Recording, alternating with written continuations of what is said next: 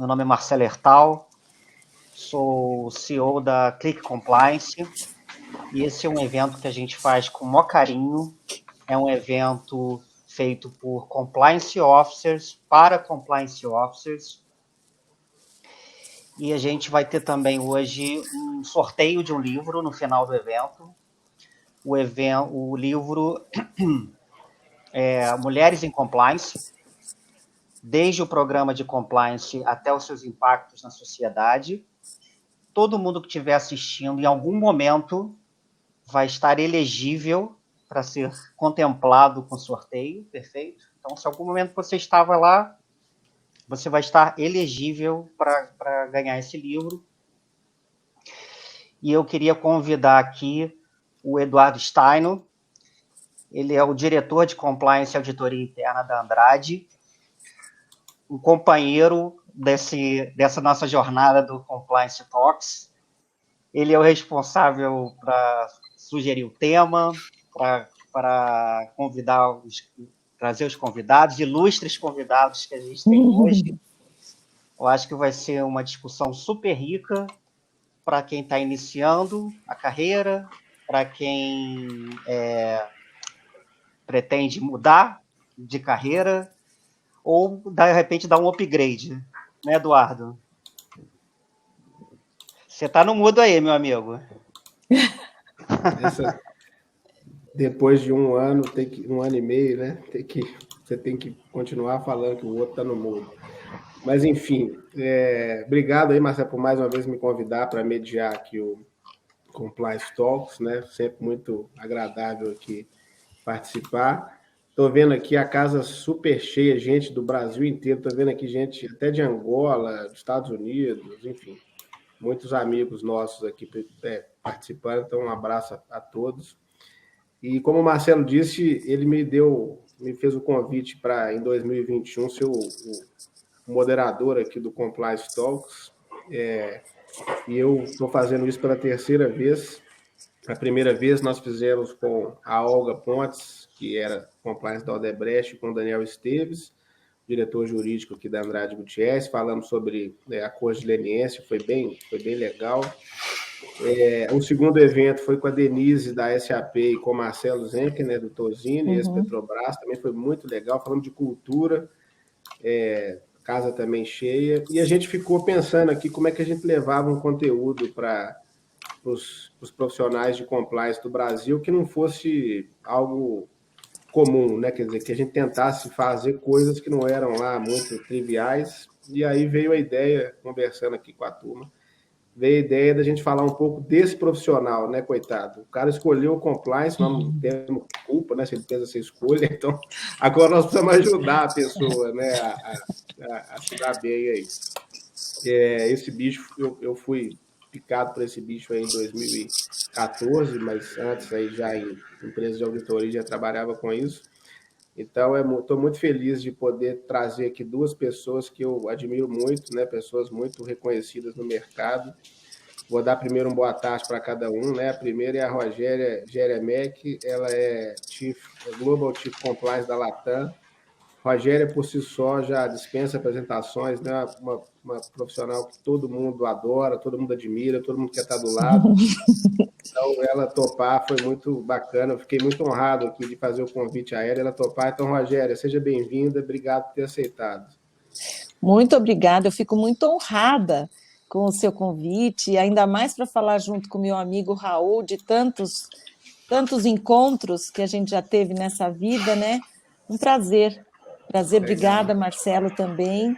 Obrigada pela divulgação do livro. Muito legal isso, de fazer o sorteio de um livro. Adorei, muito bacana.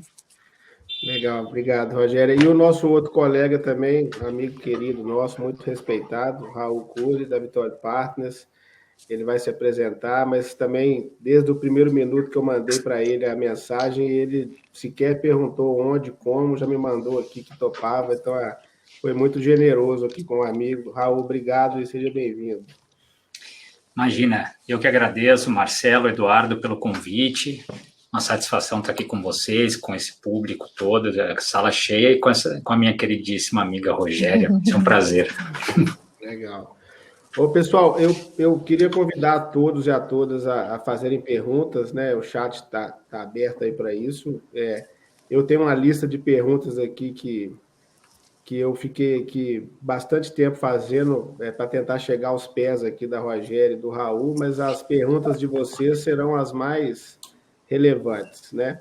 Então, eu queria começar aqui esquentando os nossos tambores, fazendo a minha primeira pergunta para a Rogéria.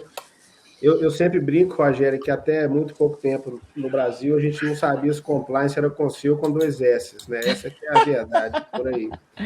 E ver você aí que já trabalha com compliance há bastante tempo, principalmente no momento onde a profissão não era tão difundida como é hoje, conta para a gente um pouco desse início, como é que foi, como é que foram os desafios, como é que você viu as oportunidades, conta um pouco da sua história.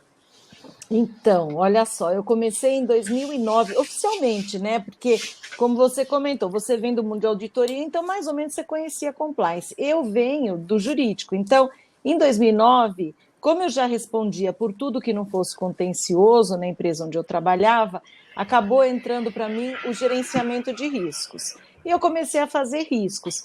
Depois viria, em 2010, a UK Bribery Act. Por isso, em 2009, a empresa que tinha sua sede principal em Dublin, na Irlanda, decidiu que ela tinha que ter um programa de compliance para fazer frente à UK. E aí ela falou, você já está fazendo risco? Compliance é muito parecido, se vê que não tem nada a ver, mas faz aí você. E eu comecei com isso meio a contragosto, sou obrigada a confessar, porque eu já tinha muito trabalho, mas eu me apaixonei loucamente. Por quê? Nessa época, eu trabalhava com uma moça e ela contava a história do marido dela, que era um jogador de basquete do interior de São Paulo. Eles se casaram, ele largou, né, o jogo lá, ele era jogador profissional lá, e veio para São Paulo para viver com ela, a esposa dele. Aí ele prestou um concurso público e passou para trabalhar na antiga FEBEM, que hoje é Fundação Casa, como coordenador de esportes. E ela, toda segunda-feira, ela chegava com uma novidade, que ela saía com ele na rua, ele tem 3,50 metros de altura, e ela 1,15 m, né? Assim, aquele casal bem diferentão. E ela falava que ela sempre se escondia atrás dele porque vinham aqueles adolescentes, assim, de bando, 3, 4, vinham na direção deles assim, e ela ficava com medo, ia para trás dele, aí os meninos... Ver o senhor, eu queria contar que o senhor fez tanta diferença na minha vida, hoje eu sou outra pessoa, a minha mãe tem orgulho de mim, eu arrumei um trabalho... E com isso, ele conseguia mudar a história da vida dessas pessoas. E às vezes encontrava um menino com a mãe, e a mãe dizia assim, olha, fulano, acho que eu caí ou não caí? Não. Vocês estão me ouvindo? Tá, normal.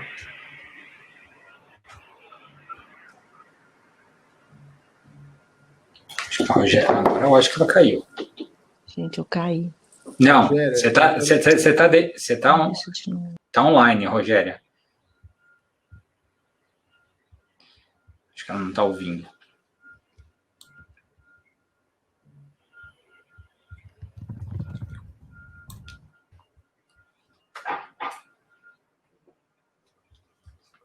Vamos ver se ela consegue voltar. Raul, enquanto a Rogéria chega, para privilegiar aqui o tempo da turma, eu queria fazer uma pergunta muito parecida com o que fiz para a Rogéria, para você contar um pouco da sua trajetória em compliance, porque, na minha opinião, você é um dos executivos mais respeitados no mercado de recrutamento de compliance. Já te disse isso ao vivo e te digo aqui de novo. Conta para nós um pouquinho dessa jornada e depois a gente volta com a Rogéria lá para ela concluir o raciocínio dela. Tá bom. Mas a Rogéria entrou agora, né? Entrou? A Rogéria entrou? Eu estou aqui, eu não sei se vocês estão me vendo e me ouvindo, mas sim, eu estou aqui. Estamos. Sim. Então, vou só terminar essa história. E aí, às vezes, ela via o menino junto com a mãe e a mãe falava, eu nunca imaginei que meu filho fosse fazer 18 anos. Eu achava que ele morreria antes, que ele seria morto pela polícia. Graças ao Senhor, hoje eu tenho um filho que trabalha, que me ajuda em casa. E eu pensava assim, esse rapaz talvez não ganhe o que eu ganho por mês, mas ele tem uma satisfação pessoal que eu provavelmente não vou alcançar. E aí, por conta disso, eu comecei a buscar um algo mais. O que me daria mais razão de trabalhar, o que me daria mais senso de pertencimento. E foi nessa busca que eu encontrei o compliance, porque eu acho de verdade, continuo achando, 12 anos depois, que o compliance muda a história de uma empresa, muda a história de um país, e com isso muda o mundo. A gente tem o poder, efetivamente, de transformar para o bem. A gente, quando trabalha em compliance, a gente não compete. Eu tenho muitos amigos nessa área e a gente troca muita figurinha, então é muito bacana de ver. De verdade, eu acho que assim, o principal desafio foi tirar o juridiquês, mudar o meu vocabulário. Eu era doutora Rogéria, eu passei a ser Rô, todo mundo me conhece por Rô ou Rô, seja lá quem for, né? A faxineira me chama de Rô, o presidente me chama de Rô. E isso foi um esforço mesmo, porque você tem que ter uma política de portas e caras abertas. E um doutor na frente do nome já é uma barreira, né? Não é para qualquer um. Então, não, eu tive que mudar o meu vocabulário para ser mais entendida por todos os níveis da organização. E a oportunidade é a descoberta de um mundo novo e fascinante. Se eu posso resumir, é isso. Legal, Rogéria. Muito bom te ouvir. Você falou coisas interessantes aqui, que é vocabulário, né? Tentar ajustar o vocabulário aí ao mundo do compliance. Nós vamos explorar mais isso aí. Obrigado. Raul, como eu te disse, você é nossa referência aí no mercado de recrutamento de compliance. Por favor, conta para nós aí como é que você chegou nessa história, cara. Estamos curiosos aqui para saber. Bom, primeiro, obrigado pelo elogio, né? Vindo de você é muito bom, mas, enfim, eu acho que muita gente não sabe, mas a minha formação é jurídica também, e eu atuei como advogado por 7 anos, e migrei para esse mercado de recrutamento há 15 anos atrás, e comecei recrutando para a área jurídica, né? Isso em 2007, final de 2007. E o compliance, eu entrei em compliance de uma forma muito reativa, e graças a Deus isso aconteceu e eu pude surfar toda essa onda desde o início. Em 2009, meados de 2009, um cliente da consultoria onde eu trabalhava à época precisava fazer uma posição de um head. Era quase que uma diretoria, uma gerência sênior, mas era um head de jurídico e compliance. E 2 dias ou 3 dias antes de eu fazer o call com o pessoal da matriz, à época o diretor falou: Raul, chegou um projeto aqui para a sua área, um projeto jurídico aqui para uma farmacêutica, era uma farmacêutica, e tem um negócio de compliance, que eu não sei o que é, mas, enfim, está aqui a descrição do cargo, você dá uma lida para se preparar para a nossa conversa, nosso call, à época. Nem videoconferência, era call. E eu falei, meu Deus, o que é compliance? eu lembro que eu fui no Google, né? O que é compliance? Preciso saber e tal. E foi ali que eu tive o primeiro contato, né? Entendi, enfim, descobri que tinha um negócio chamado FCPA, que tinha um negócio chamado SEC, enfim, e fui entendendo um pouquinho para me fazer minimamente que eu entendi alguma coisa para não passar feio. Enfim, e acabei fazendo esse processo. O mercado da saúde, né, principalmente farmacêutico, é um dos mercados principais aí no sentido de ter um enforcement maior em compliance e que deu origem, talvez, aos primeiros profissionais. Então, no decorrer do processo, e eu fui aprendendo nas entrevistas com os profissionais, até porque o maior foco era jurídico daquela posição, então eu aproveitava a entrevista para entender o que era compliance das poucas pessoas que tinham já um conhecimento à época, né? E assim eu fiz o meu primeiro projeto. E ali eu comecei a desenvolver a área na consultoria anterior, e conhecer os primeiros profissionais aqui no mercado brasileiro e fui atrás, né? E sabia que existia assim, 1 ou 2 escritórios de advocacia que trabalhavam com isso, que tinham as consultorias Big Four à época que trabalhavam, que não davam nome compliance à época, né? E começou a acontecer. Naquela época já existia uma lista do Departamento de Justiça americano longa, né? Para a questão de cumprimento, enfim, de acordos.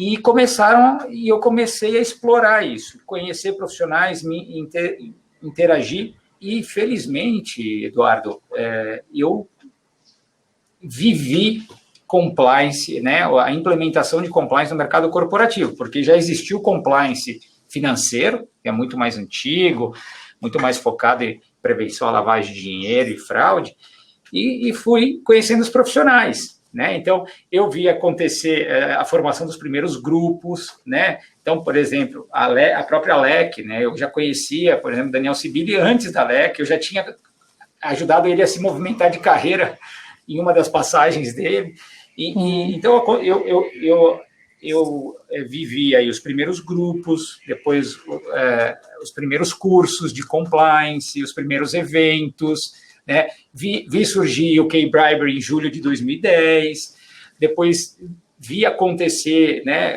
todo o pré-legislação brasileira, a entrada em vigor da lei, depois Lava Jato e todo o boom, e acompanhei todo o boom que compliance trouxe para o mercado, não só para o mercado de trabalho, mas para a sociedade brasileira, com todos os escândalos e a necessidade de contratação do dia para a noite, né? Nas empresas, aumento de demanda nas consultorias, os escritórios vendo aquilo como um nicho de mercado e começando a implementar as áreas de compliance, e estou nesse caminho desde 2009, né? Tentando cada vez mais conhecer o que eu não conheço, conhecer novos profissionais, e tenho a felicidade de hoje de ter um relacionamento de longa data com os principais expoentes, né? Uma delas está aqui, a Mulheres Rogério, um deles está aqui, o próprio Eduardo, que são referências hoje no Brasil e na América Latina, e viu o compliance crescer pelo Brasil para a América Latina, né? E isso é muito legal. Enfim, até chegar onde estamos, e aí o surgimento do anuário, e que mais para frente a gente conversa. Muito legal. Bacana ver. Eu mesmo não conhecia essa história, não. Já dá uma boa história aí, viu? Como é que o cara que foi procurar no Google o que era para fazer o recrutamento. Muito isso. Legal. O Gilberto fez um comentário legal aqui, que também começou na auditoria, e que na cabeça dele a evolução do compliance teve 3 ondas. SOX, no Brasil, SOX em 2004, 2006, depois a Basileia, Bacen, depois a lei anticorrupção em 2014, e que começou mais forte aí com a segunda onda. Tem razão. Rogério, você, na sua carreira, aí, você já deve ter recrutado muita gente, né? Já deve ter entrevistado. Queria que você contasse um pouco para nós quais são as principais habilidades do profissional de compliance, né? O que esse cara tem que ter. Sempre que fazem essa pergunta, eu queria ouvir um pouco da sua opinião.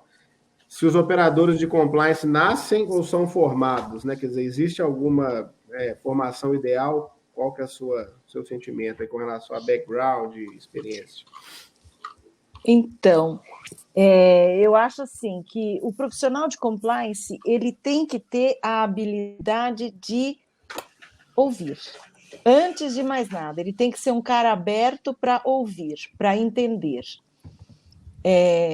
Eu já quebrei muito a minha cara de achar que eu sabia o que era o correto. E depois fui descobrir que a hora que você escuta o outro lado, você aprende muito mais. Às vezes o que está escrito na política não é o que acontece na prática, e se você não sabe o que acontece de verdade, você está sempre vendido, né, em qualquer investigação, em qualquer análise que você vá fazer. Então, eu acho que a primeira habilidade é essa, tem que ter humildade. Profissional de compliance que se acha o rei da cocada preta, que não atende as pessoas, que não tem agenda para nada, você tem que estar disponível. Então, é uma outra habilidade, você ter essa disponibilidade, essa humildade para atender todo mundo, porque todo mundo pode te ensinar algo e todo mundo pode te fazer ver alguma coisa. E isso eu me lembro de uma história muito antiga, de quando eu comecei como advogada júnior, que seria o equivalente a júnior, no Banespa, isso, né, 1991. Pois é, faz muito tempo. E aí, dali a pouco, eu era muito brava, né? Com o tempo eu fui ficando mais mansa, mas eu era muito brava. E aí falaram, não, você é tão brava que você vai ser presidente da comissão de engenharia do banco. E fui eu lá, né? Que era muito brava. E, de repente, a gente estava fazendo uma licitação para comprar lacre de malote, que tinha o número, era pra, né, tinha que ter todo um controle e tal. E eu queria, porque queria que fosse feita a licitação. E o cara falava para mim assim, não, tem que ser fornecedor X. Eu falava, imagina que só tem um fornecedor de lacre no mercado, mas é impossível, não aceito essa sua desculpa, vai ter que mandar fazer licitação tal. Aí chegou um cara, que era o cara da tesouraria, mas ele era o cara que fechava os malotes. Então, era um profissional muito simples. Não tinha cargo, não veio de terno, gravata, nada. Veio do jeito que ele trabalhava lá, uma pessoa bastante simples. Aí ele chegou para mim e falou assim, a senhora é a doutora Rogéria? Eu falei, sim. Ele falou, então, estão falando aí para mim que a senhora falou que o que eu falei está tudo errado, que tem que ter que fazer aí a licitação. Mas eu trouxe aqui para a senhora todos os lacres que tem no mercado. Então, tem esse. Eu trouxe lá uns 7.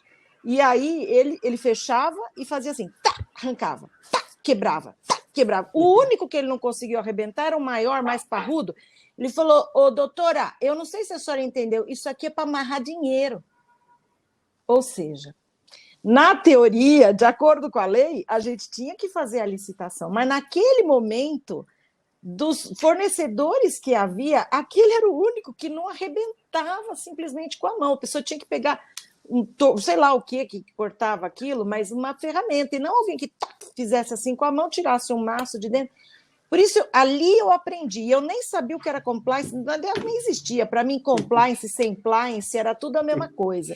Mas essa história me marcou profundamente, porque eu falei, eu tenho que escutar quem faz, e hoje em dia, eu sempre gosto de fazer isso. Vem com um assunto, é assim, assado, eu falo, deixa eu falar com a pessoa que mexe com isso todo dia, porque aquela pessoa que sabe. Como eu falo, quando você quer fazer um risk assessment, você vai fazer, você não sabe qual é o risco, mas o cara que está lá, a mulher que trabalha ali, ela sabe, eles é que vão te dizer. Sobre a questão de se ele nasce ou se ele é formado, né? Eu acho que ele é formado. Eu acho que a pessoa ela pode nascer com esse senso de justiça, esse senso de quero fazer o correto, mas um compliance officer ele tem que ser formado. Eu acho que não existe um compliance pronto que, não, eu nasci compliance. Não, eu tenho que estudar muito, eu tenho que ler muito, eu tenho que aprender muito e, de novo, escutar muito para que eu seja efetivamente um bom compliance officer.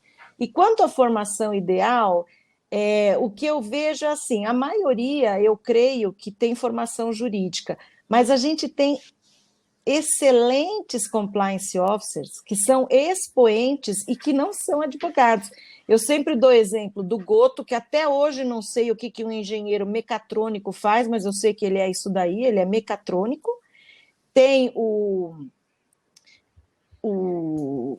meu Deus, que trabalha na Lergan, me ajuda, Raul, que esqueci o nome do cara agora. Serpa, Alexandre Serpa. Alexandre Serpa, meu querido. Ai, sorry. Gente, quando eu fico cansada, eu esqueço as coisas. E o Serpa, que também, não sei o que ele é, mas sei que é advogado, o Serpa é engenheiro também. É engenheiro também. E que são o Wagner é engenheiro também. O Wagner Giovannini, você, pronto. E eu acho que essa complementariedade de formações é que enriquece, porque todo mundo advogado, obviamente, você olha sempre para o mesmo canto, né? Aí tem um que sai para lá, outro que sai para cá. Por isso que eu acho que a diversidade, inclusive de formação, ajuda muito. Quando a gente faz... O comitê não pode ter só advogado, porque o advogado normalmente vai pensar da mesma maneira. Você tem que ter uma outra pessoa para ter uma outra visão. Alguém que te traga uma nova forma de ver aquilo, e de repente é a forma certa de ver aquilo, que a gente nunca sabe tudo. É isso. Legal, muito legal. Tem pessoal comentando aqui que é administrador e trabalha em controle interno, O pessoal está elogiando a sua história aqui, Rogéria, do LAC, legal. Raul, você agora tentando vestir o papel aí do cara que está demandando aí profissionais, né? Como é que tem sido o perfil profissional mais requisitado, assim, pelos seus clientes? A turma tem procurado experiência, juventude? O que você tem visto aí no seu trabalho? Como bom advogado, depende. Não, depende muito do nível de senioridade. No mercado a gente tem alguns cenários. Depende muito do nível de senioridade que a contratação está sendo feita e depende se a contratação é para empresa, escritório ou uma consultoria. O que eu posso te dizer é assim, a experiência prévia e estrada, ela é sempre um pré-requisito mandatório em posições de liderança. Isso não tem jeito, porque como a Rogéria bem falou, o profissional de compliance ele pode nascer com alguns skills que estão dentro, né, como caráter, ética, enfim, ou até alguns skills comportamentais que vão facilitar a construção do perfil ideal, como habilidade em comunicação, liderança, entre outros skills, mas ele é formado. E ele, sem estrada, você não tem como agregar só com conhecimento teórico, por exemplo, tá? Entretanto, nos últimos anos, felizmente, a gente tem visto no mercado muitas posições mais juniores aparecerem e algumas estruturas aumentarem, o que tem dado oportunidade para profissionais mais jovens e até em início de carreira. Então, eu te diria que depende da oportunidade. Agora, o perfil, né, o perfil requisitado do profissional ideal de compliance hoje, na minha visão, e tudo que eu vou falar aqui é na minha modesta visão, mudou muito. Ixi, desculpem aqui que eu estou sozinho no escritório, vou tirar do gancho. Mudou muito. Quando a gente olha para trás, né, principalmente 2014, a gente via compliance com uma necessidade muito grande, com um foco muito grande no reativo. Né? Era uma atuação totalmente focada em gestão de crise, reativa. Né? O que eu quero dizer com isso? Que, embora a necessidade de implementação, conhecimento e implementação de políticas, de treinamento fosse necessário porque as empresas estavam construindo seus programas de compliance, o maior foco ali naquele momento era um conhecimento jurídico profundo da legislação e conhecimento, investigação e habilidade de lidar, fazer interlocução com órgãos públicos e reguladores. E isso permeou por um tempo, né? E aí o que a gente viu? E vem enfrentando no mercado de forma positiva, um mercado evoluindo. Então, a área evoluiu, a área dentro das empresas evoluiu, ganhou maturidade, e com isso, a importância do profissional de compliance, independente de... Eu estou focando mais em empresa, porque, claro, em escritório você tem um perfil um pouco mais específico, em consultoria a mesma coisa. A importância aumentou do profissional e, com isso, a necessidade de sofisticação do perfil aumentou, de habilidades outras aumentaram. Então, e hoje a gente pode dizer que uma grande maioria de empresas, o foco de compliance ele é totalmente preventivo e não reativo, com foco muito grande na governança. Né? Então, por exemplo, competências como extrema habilidade em comunicação e engajamento, experiência com riscos e controles internos, conhecimento da parte de tecnologia e segurança da informação, né? Um mindset muito grande em governança e sustentabilidade fazem parte do perfil do profissional moderno, até porque, hoje em dia, e ao longo desse tempo, os profissionais, eles vêm, muitos deles, acumulando funções, com jurídico, por exemplo, com riscos, controles, com LGPD, ou Data Privacy, proteção e privacidade de dados. E isso ou com uma ou algumas pernas de ESG, que são demandas novas que vêm chegando e incorporando no profissional de compliance, né? Agora, isso para dizer que, né, o profissional do futuro, de hoje do futuro, é um profissional cada vez mais multidisciplinar, um profissional mais diverso, com uma visão mais holística e conhecimentos técnicos diversos, como a própria Rogéria falou. Não adianta, não é porque você é advogado que você é o profissional ideal. Não, você tem que ter uma complementariedade de formação e de conhecimento, né?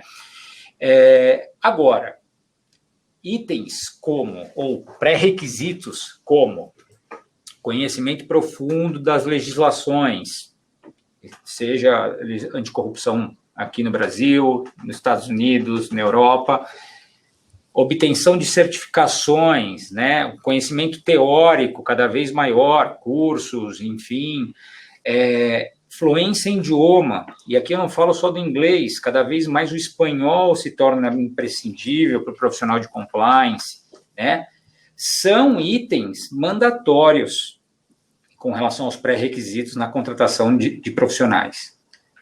Mais ou menos isso. Você deu uma aula aqui de como é que a pessoa tem que se preparar. Acho que a turma que está aqui, já estou recebendo várias mensagens aqui, falando, nossa senhora, não tinha parado para pensar nisso. Então, você está tumultuando o mercado de compliance no Brasil hoje aí, viu, Raul? E é legal. O profissional de compliance hoje, ele tem um leque de possibilidades de crescimento dentro de uma empresa, obviamente, né? Porque escritório você também tem suas atuações mais limitadas, ou numa consultoria, mas em empresa, principalmente. E a gente fala hoje, começa a falar, felizmente, de profissionais de compliance softwares terem total capacidade de sentar em conselhos. Isso aí. Porque trazem essa visão multidisciplinar, né? E eu fico muito feliz com isso, né? Porque lá atrás eu falava, esse raio do compliance vai ser algo importante no futuro aqui no Brasil, e os profissionais também, e é o que é. Legal. Tem um comentário bacana aqui, um colega disse que tem uma empresa que é do ramo de saúde que escolheu uma enfermeira, e dizer que na cabeça dele a melhor opção que eles podiam ter para disseminar a cultura daquele business, quer dizer, uma pessoa que conhece bastante, né, aquele segmento. Rogério, você é uma grande referência aí, nossa, né, não só minha, mas como do mercado, um exemplo para a turma mais jovem. Que dica que você consegue dar para a turma que está começando, né? O que você olha naquele profissional quando você faz um processo seletivo aí? Provavelmente você vai dar tão boas dicas como o Raul deu aqui para a nossa turma. Então, o que eu busco, né? Bom, primeiro, obviamente, eu olho no currículo se a pessoa já teve alguma passagem, faz que a gente está falando da capivara, né? Mas se a pessoa já trabalhou com compliance ou já trabalhou com algum tema relacionado, como o Raul falou, auditoria, controles internos, que tem alguma experiência para aportar. Cargos mais júnior, aí tudo bem, né? Você só mais ou menos olha mesmo a formação.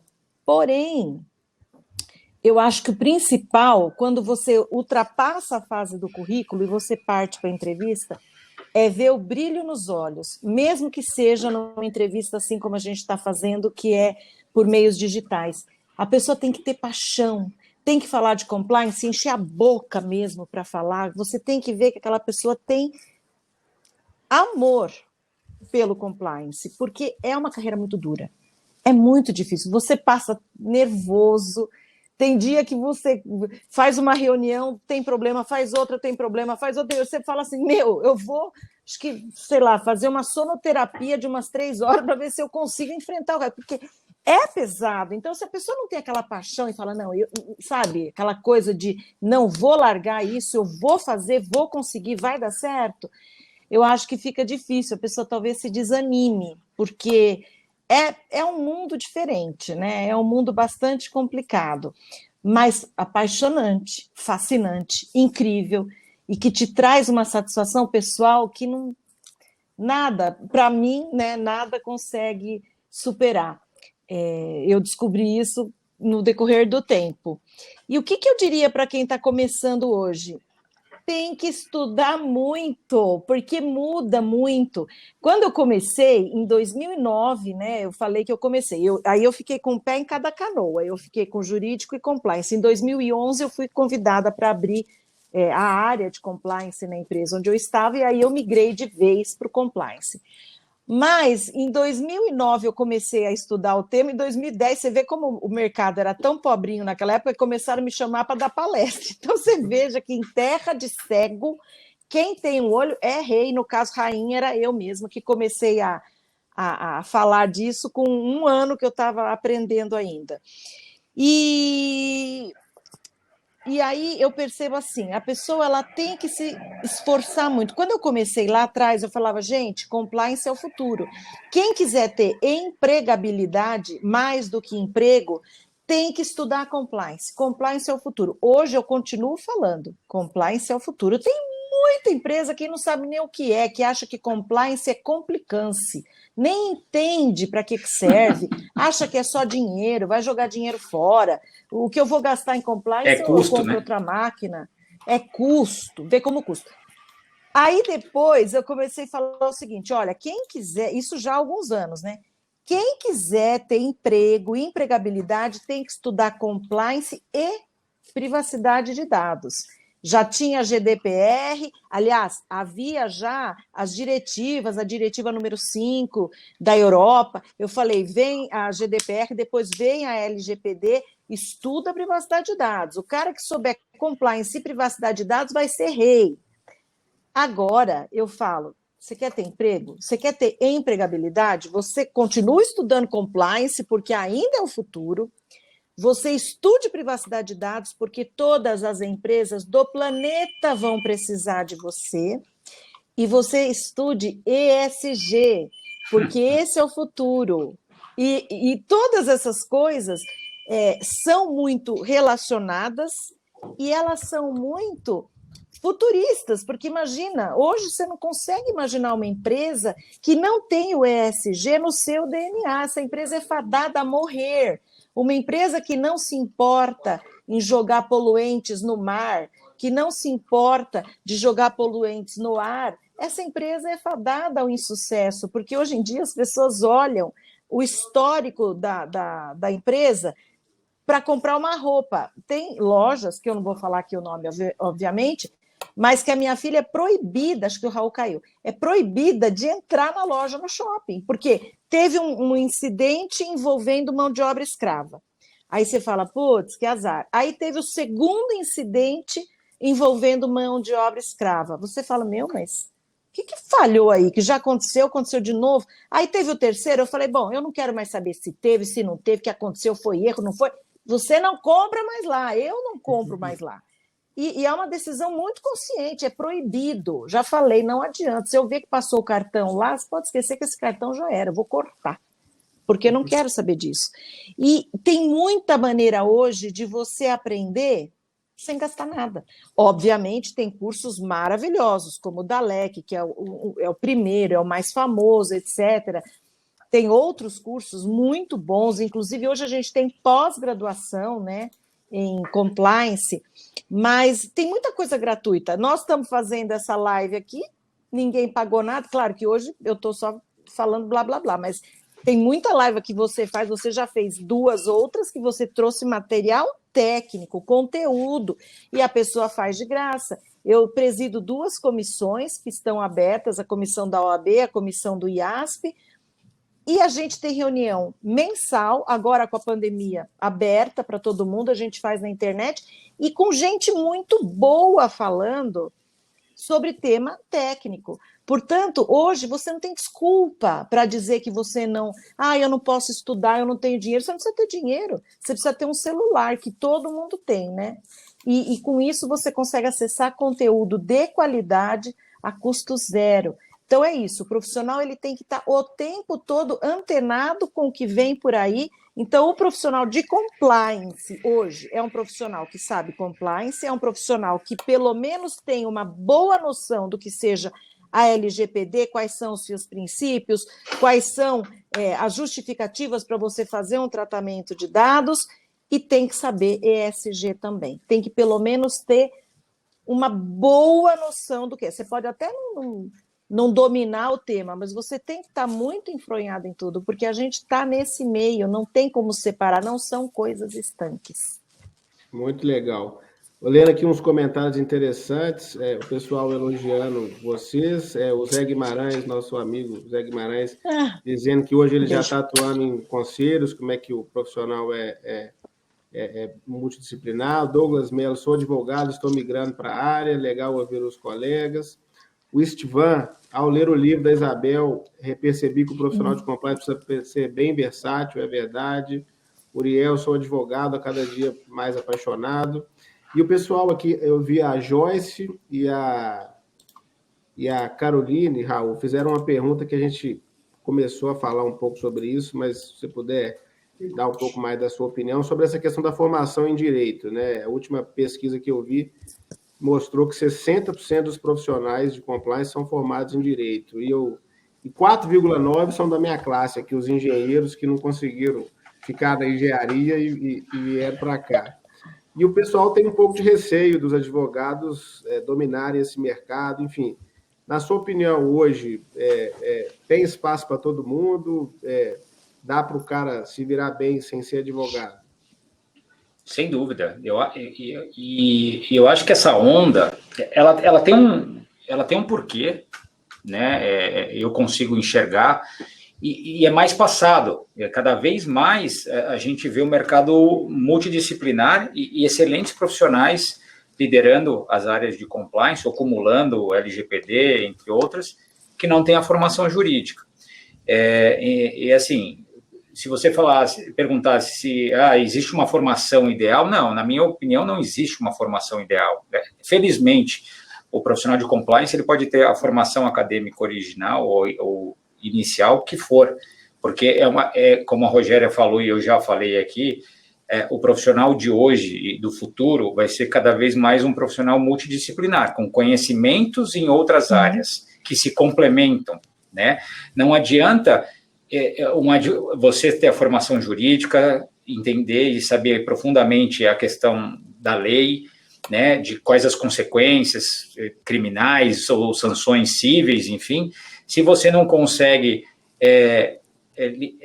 engajar as pessoas nos treinamentos, se você não consegue ter uma visão de processo, de gestão, se você não tem um mindset de risco, né? Se você não entende minimamente, hoje em dia, segurança da informação, se você acumula LGPD, né? Então, são formações e matérias complementares ao direito que, na minha opinião, o profissional do futuro de compliance terá que ter, né? E digo mais, né? Talvez nem chame compliance no futuro, né? Porque a importância, eu vejo, né? Eu estou desde 2009 recrutando, passar por tantas transformações positivas, né? Depois veio muito o perfil do profissional de compliance do mercado financeiro, começou a ser aplicado no profissional do mundo corporativo, né? Essa visão até de auditoria, de como funciona uma auditoria, enfim, com mindset de gestão de riscos e controles muito forte.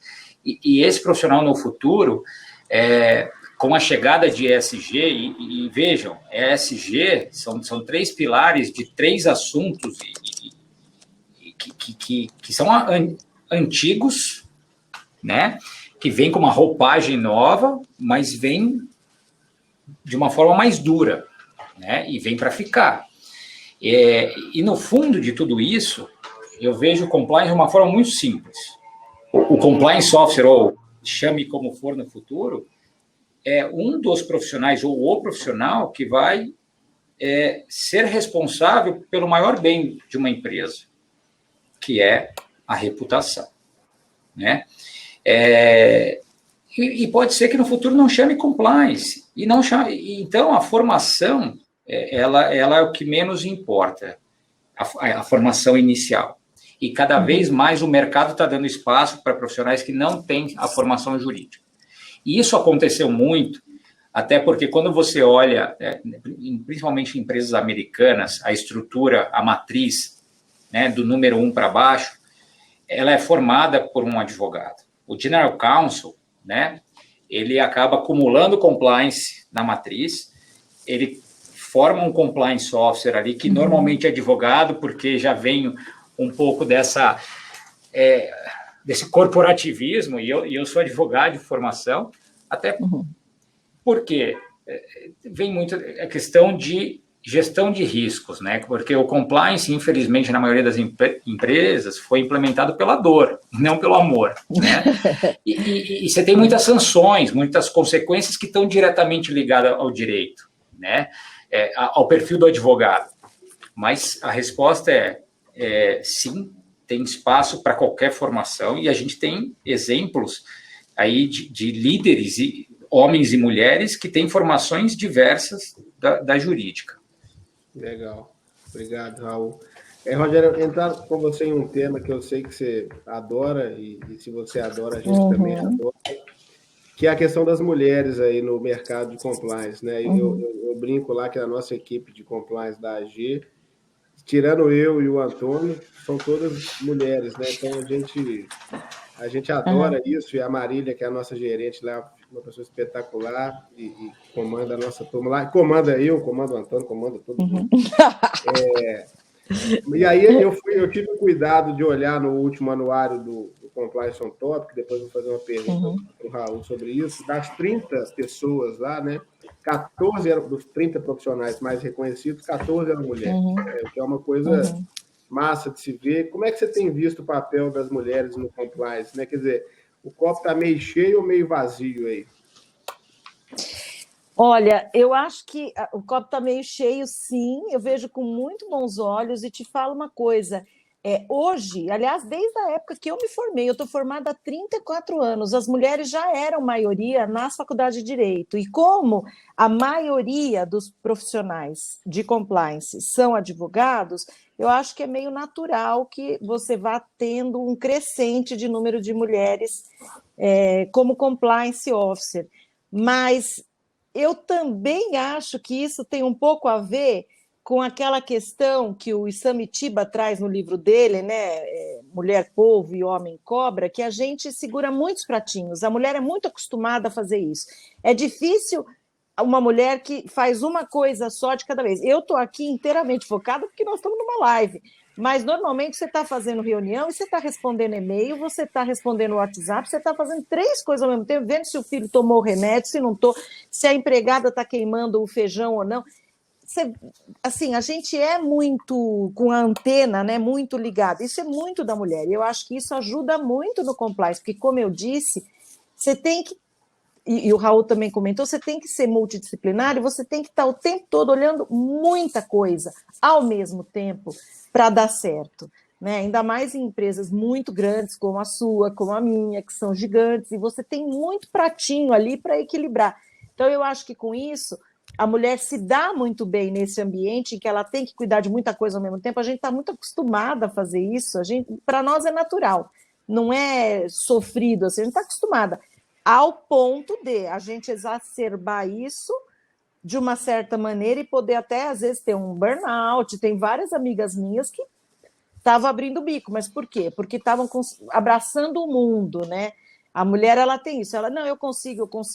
Vira e mexe, eu mesma tenho que dar um passo para trás e falar, opa, peraí, deixa eu me concentrar. Hoje eu falei, eu vou ficando cansada, eu vou esquecendo as coisas. Eu percebo que eu estou muito cansada quando eu começo a esquecer nome de pessoa, esquecer nome de filme, nome de artista. Eu falo, não, eu estou cansada de verdade.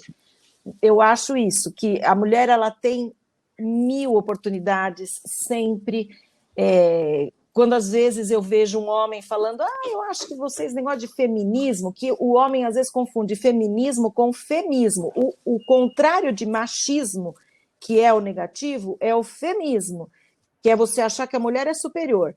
Eu sou feminista, eu não acho que a mulher seja superior, eu quero igualdade.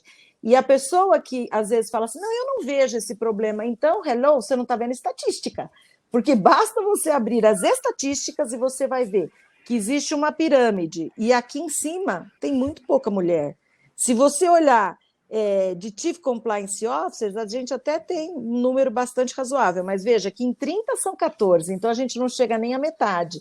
Se você vai para uma diretoria, você vê que a mulher vai muito bem até gerência, aí a hora que tem que dar o sprint final, bota um homem lá e a estatística prova isso, contra números não há argumentos. Se você vai para os boards das empresas, então nem se fala, né? Tanto que existe um prêmio, e a Latam está concorrendo, para empresas que tenham 2 ou mais mulheres no seu board. Quer dizer, você tem, ao todo, 28 pessoas, mas você tem 2 mulheres ou mais, então aí tudo bem, você já é digna de um prêmio, porque tem vários boards que são absolutamente sem diversidade nenhuma. Você não tem mulher, você nunca vai ter um negro. Negro, então, é mais difícil ainda de você ter nos cargos de liderança e no board. E eu agora tenho falado muito sobre a gordofobia. Aliás, esses dias saiu aí uma gravação de uma pessoa que estava orientando uma contratação e envolvia o nome de uma farmácia. A farmácia falou, não tenho nada a ver com isso, isso é um crime que estão fazendo, etc. Mas, independentemente de quem seja, era alguém orientando uma contratação e falando, não contrate o gordo, muito gordo. São coisas que a gente tem que falar. Então, eu falo, sim, da mulher, eu falo do deficiente, eu falo do negro e falo do gordo, porque se a gente não tiver um ambiente diverso, se a gente tiver todo mundo com aquele mesmo perfil, a gente não cresce. Existem vários estudos da McKinsey mesmo, que é respeitadíssima, falando sobre a diversidade e do quanto que a diversidade aumenta o lucro das empresas, que é na ordem de 20%. Quer dizer, a gente está falando de uma coisa muito séria e a gente tem que falar sobre isso. Não é um tema para ficar escondido, para ficar... a gente fala só em casa com o marido. Não, tem que falar mesmo. A gente precisa abrir a cabeça na hora de fazer as contratações, porque senão a gente vai sempre falar que não tem diversidade, mas a gente acaba contratando sempre as mesmas pessoas. Verdade. Obrigado, Rogério.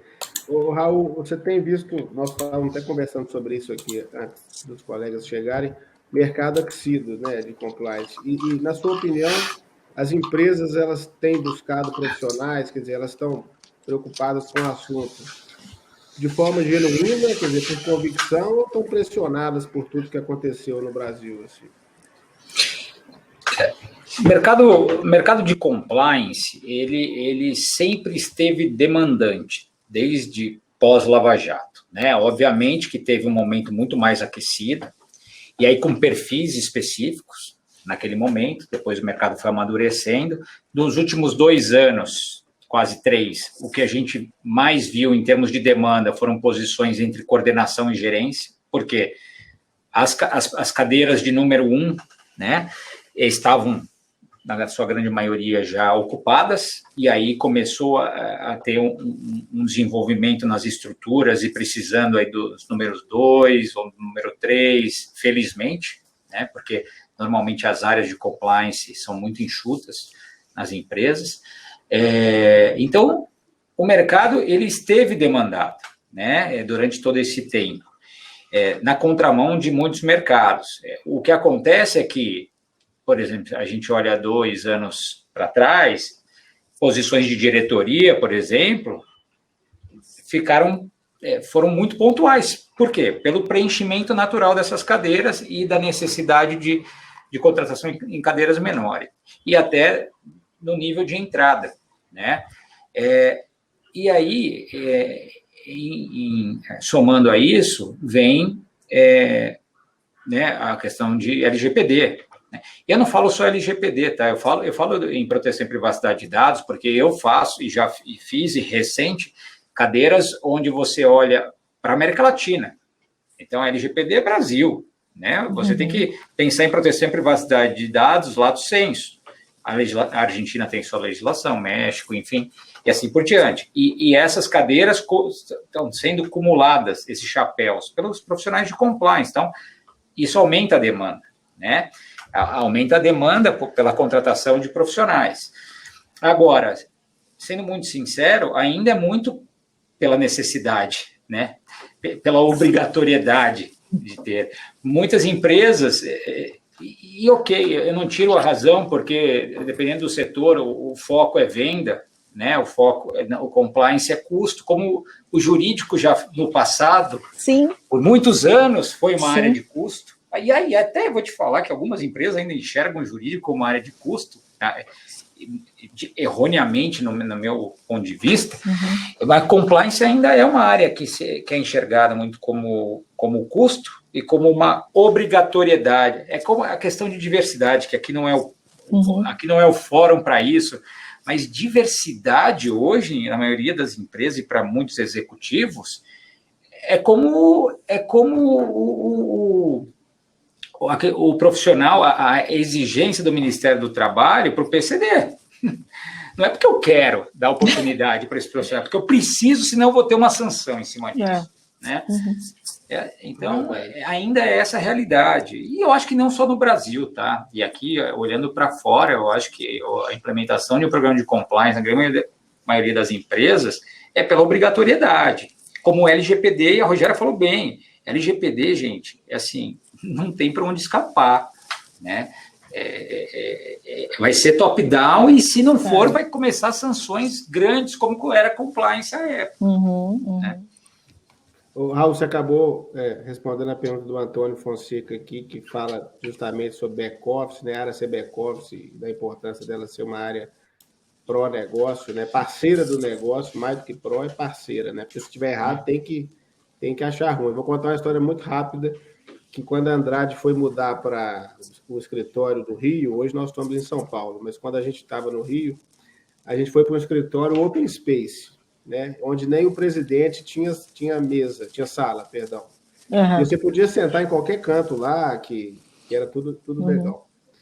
E aí a menina do Facilities chegou para mim super entusiasmada, dizendo: olha, Eduardo, você está acompanhando, né, o nosso modelo de Open Space. Eu falei: não, tô achando massa e tudo.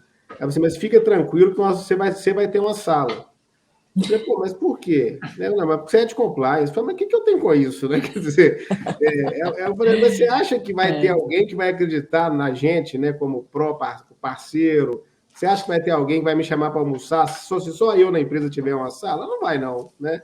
E aí nós quebramos a minha sala lá e a sala do meu time, e desde então nós não temos mesmo, graças a Deus. Então, acho que tem que cuidar desses detalhes aí, são fundamentais.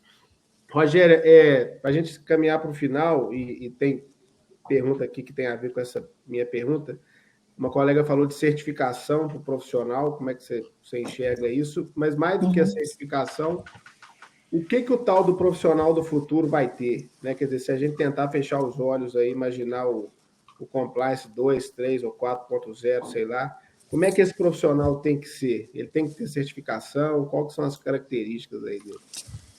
Olha, eu acho que a certificação é vamos dizer assim, um cartão de visita, né? Você tendo uma certificação, você fala: olha, eu me especializei nisso e uma empresa certificou que o meu conhecimento é bom o suficiente. Então, eu acho que é um cartão de visita. Agora, se você pegar uma pessoa que trabalha, até eu sempre gosto de falar isso, quando a pessoa fala assim: eu tenho 20 anos, eu tenho 30 anos de compliance, você pode ver que é do banco, essa pessoa veio do mundo financeiro e ela começou a trabalhar com Basileia I, Basileia II, Sarbanes-Oxley, né, que hoje todo mundo aí conhece. Então, se essa pessoa vem de um mercado financeiro, por exemplo, e já trabalhou 25 anos com compliance, eu não quero nem saber se ela é certificada ou se ela não é certificada, muito embora eu dê valor à certificação. Não estou descartando a certificação. Estou dizendo que, no caso de uma pessoa com muita experiência, ser certificada ou não, talvez não faça tanta diferença. Agora, para você se destacar nesse bolo de pessoas que estão buscando agora um espaço, eu acredito que a certificação, sim, seja um divisor, seja um diferencial competitivo interessante. O profissional, como a gente disse, tem que ser multidisciplinar, tem que saber não só compliance, mas tem que saber também privacidade de dados e ESG. ESG aborda tudo, porque no E você tem o meio ambiente e a gente só tem esse planeta para morar. A gente tem o ar que está na Terra para a gente respirar, não tem outro. Portanto, o ESG é fundamental. O S tem tudo a ver com privacidade de dados. Você está falando de social, você está falando do respeito à legislação, e vem o G, que é governança, que é compliance na veia. Então, eu acredito que Se eu hoje fosse um profissional que tivesse interessado em fazer a migração e gostasse da área de compliance, seguramente eu iria me especializar em ESG, porque eu acho que com isso você vai ter um cabedal de conhecimento interessantíssimo para qualquer empresa que esteja pensando em fazer novas contratações. Legal. Ô, Edu, pois não. Só complementando a resposta da Rogéria, até para a pergunta da questão das certificações, da colega, que fez a pergunta, esqueci o nome dela agora. Caroline. Isso, da Caroline.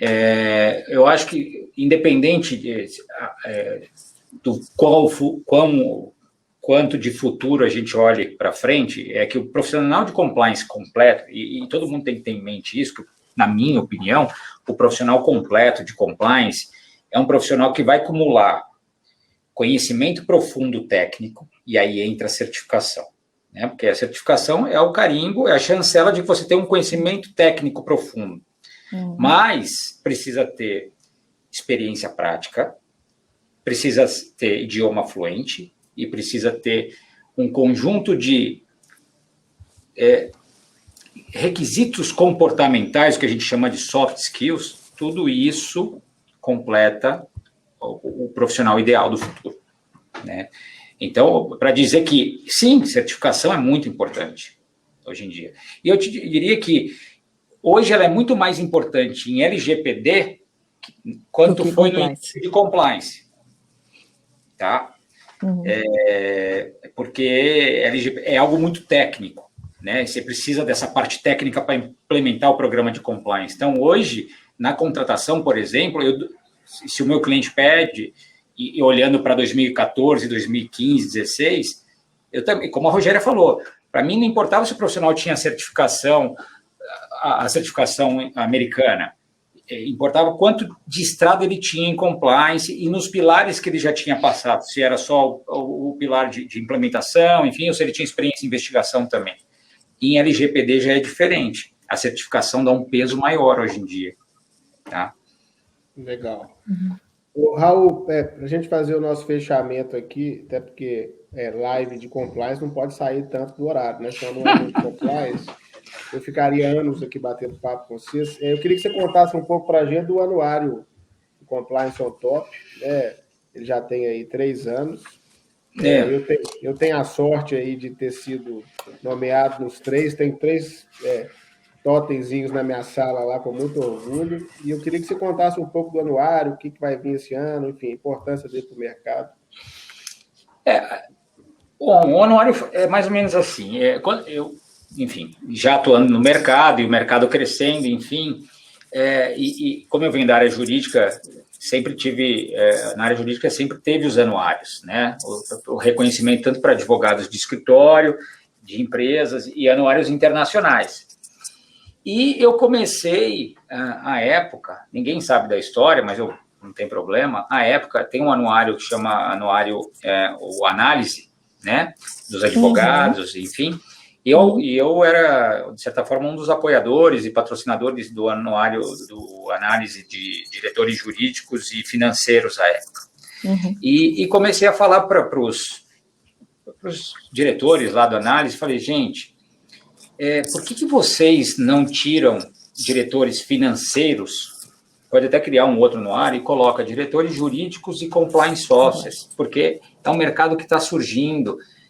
Eu entendo aqui colocar diretor financeiro, porque no passado muitas áreas jurídicas ficavam debaixo de finanças, reportando para o CFO e tudo mais, mas a gente precisa dar importância para esses profissionais, essa área que está surgindo, que vai ser uma área que vai explodir no Brasil e tal. E eu falava, esse ano não, vamos pensar. Eu falei, eu ajudo a mapear esse mercado para identificar quem são os profissionais. Enfim, acabou não indo para frente. E eu fiquei com aquilo na cabeça. Falei, gente, o mercado precisa ter um material que coloque em exposição quem são esses profissionais que estão sofrendo, né, que estão com essa bucha, para expor esses profissionais, né? E eu fiquei com isso guardado. Passou uns 2 anos, eu cheguei para a LEC, que a LEC, vi nascer a LEC, né? Sempre tive uma parceria muito grande. Cheguei para eles e falei, gente, eu tenho uma ideia aqui, só que não é meu core business, eu não sei nem como tirar isso do papel, né? que é criar um anuário para mostrar para o mercado brasileiro quem são os executivos e executivas que estão à frente dessa área, tanto em empresas, em escritórios de advocacia e consultorias. E foi assim que nasceu o anuário, com a ideia de... E aí, claro, que a gente pôs um critério para empresas do nível de gerência para cima, até para ser um estímulo para aqueles que estão entrando na área um dia poder estar no anuário, né, ser referência, e tem os critérios de cada uma desses três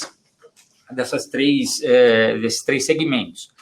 A gente também pensou, eu falei, mas não é só um who is who, né? É trazer também conteúdo para os profissionais de compliance e para o mercado de compliance. Então, por isso que a gente colocou foi fazendo ao longo dos anos um questionário, que esse ano ficou muito grande, e o ano que vem a gente já vai reformular totalmente, para que tenha conteúdo e comparativos. Então, a gente falou aqui de diversidade, de mulheres à frente em lideranças, e o anuário vai mostrar a cada ano o crescimento desses números, né, esses comparativos, e criamos como cereja do bolo a votação dos mais admirados, né? E aqui, onde os próprios pares votam em si, né, nas outras pessoas, nos seus pares. E tem uma regra, tem toda uma auditoria por trás, né? Mas aqui virou, e foi devagarzinho, foi crescendo, foi tendo reconhecimento, né? A gente faz um evento de lançamento todo ano, e estamos na 4ª edição, e essa 4ª edição já é um sucesso, com o maior número de patrocinadores que a gente vai ter. Vai ser um evento, felizmente, vai ser um evento presencial, que a gente espera de 200 a 250 pessoas, com todo o protocolo de segurança, no Hotel Grand Hyatt. Antes eram os 20 admirados, né, top of mind. Quando a gente fala admirados, é top of mind, não quer dizer que é o melhor profissional na área, até porque não tem uma avaliação técnica por trás disso, né? Mas esse ano, além dos 20 profissionais de empresa, a gente aumentou em 5 de escritórios e mais 5 de consultoria. Então, vão ser 10 profissionais de escritórios e 10 profissionais de consultoria. Que bacana. E eu fiquei sabendo, me falaram que o OnTop é o único anuário no mundo específico de compliance. Não existe outro. Eu não sei se é verdade, mas se for, eu fico muito feliz, porque a nossa ideia, e isso desde o início, próximo passo do anuário é se tornar América Latina. Então, eu quero que o OnTop traga para a Europa, para os Estados Unidos, uma vitrine de quem são os profissionais da América Latina em compliance, empresas, consultorias, escritórios de advocacia. Existe também a possibilidade do compliance OnTop ficar um pouco maior em termos não só profissionais de compliance, porque proteção e privacidade de dados é uma área que assim, é intrínseca em compliance. Então, a gente está estudando a possibilidade, é muito possível, não digo provável, que a gente dê o espaço para profissionais de proteção e privacidade de dados também para o anuário OnTop no futuro. Ou seja, eu acho que ele já se tornou uma referência, ou vem se tornando a cada ano. E é isso, eu criei para vocês, né? Para que o mundo possa olhar para o Brasil ou para a América Latina e falar quem são os profissionais, né? Os principais profissionais, e que vocês tenham esse reconhecimento, assim como tem na área jurídica, em outras áreas. Muito legal. Então, vamos apoiar aí o dia 15 de dezembro. Vai ser ótimo. Inclusive presencial, não é tão bom voltar aí a ser presencial. Vai ser um evento para confraternizar, para a gente reencontrar as principais, né, a comunidade de compliance. Vai ser muito legal, com todas as medidas de segurança e protocolos. Legal. Pessoal, nós tivemos mais de 100 pessoas aqui nos acompanhando, né? Privilégio. Eu não quero tomar mais o tempo de vocês. Eu queria, Rogéria, te agradecer muito aí o convite. Foi uma delícia estar aqui nesse papo. Eu não sabia de toda essa história, né? Embora te conheça há muito tempo. Uhum. Raul também, da mesma maneira. Então, Rogério, se você puder, por favor, dar uma palavra final para a gente aqui. Claro, o que eu quero falar é o seguinte, para você que está pensando em migrar de carreira, ou você que já está em compliance e quer continuar aprendendo, estude muito, e assim, não tenha medo de meter a cara, de fazer essa migração, porque efetivamente é uma cachaça, eu falo. Você, depois que toma um golinho de compliance, você fica querendo mais, e é muito difícil depois a gente resolver sair, porque você sente que você está fazendo a diferença, você ganha um sentido de propósito na vida, um propósito para a sua vida, que é fantástico mesmo. Eu sou muito fã, sou muito apaixonada mesmo pelo tema, e acho que tem espaço para todo mundo, ainda tem muita empresa que precisa de um profissional para fazer esse trabalho lá dentro, e sabendo que vai ter que estar sempre em evolução e fazendo todas essas pesquisas e cursos e estudar muito, como o Raul acaba de falar. Então, acredito que seja isso, mas assim, vem para compliance você também. É muito bom. A Denise está elogiando, a Ana Paula também, todo mundo dando parabéns, Caroline. Raul, da mesma maneira, eu queria te agradecer muito aí o convite, você foi muito generoso aqui comigo, topou na hora. Obrigado aí, parabéns pelo trabalho que você está fazendo.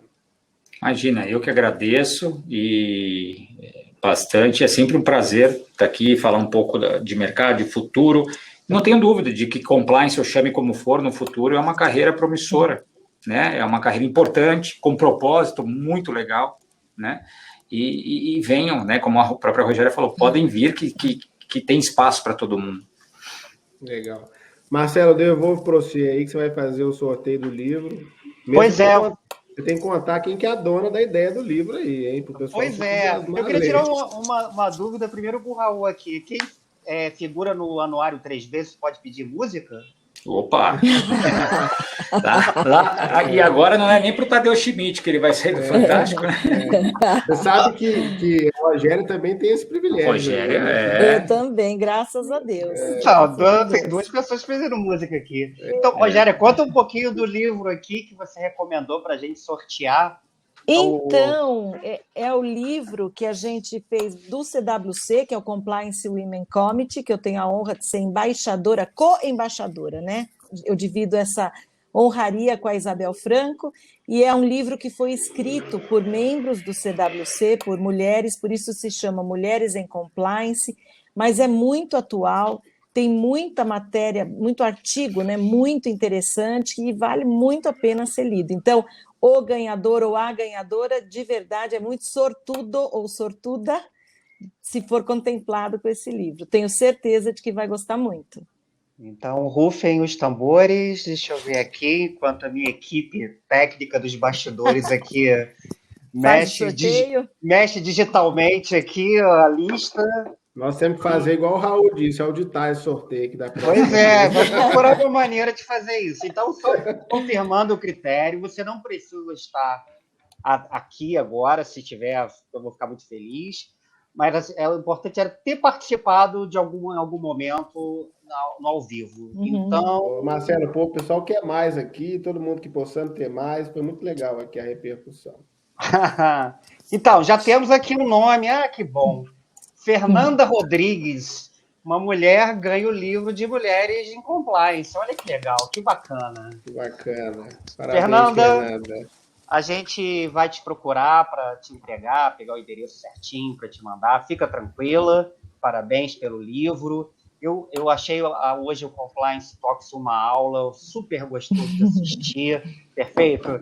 E eu que estou aqui nessa área também militando em tecnologia para compliance, fiquei super feliz de não precisar ser um advogado É isso aí. Isso falado por advogados, que eu fico mais feliz ainda. Então, gente, tem muitas perguntas aqui ainda. Eu vou ver se a gente consegue depois endereçá-las. Sim, claro. Vou pedir para vocês seguirem a gente no YouTube. Daqui a pouco, daqui a um tempo, a gente publica esse nosso Compliance Talks, perfeito. Agradecer o carinho, com muito carinho a Rogéria, obrigado pela sua participação. Também ao Raul, um barato escutar vocês.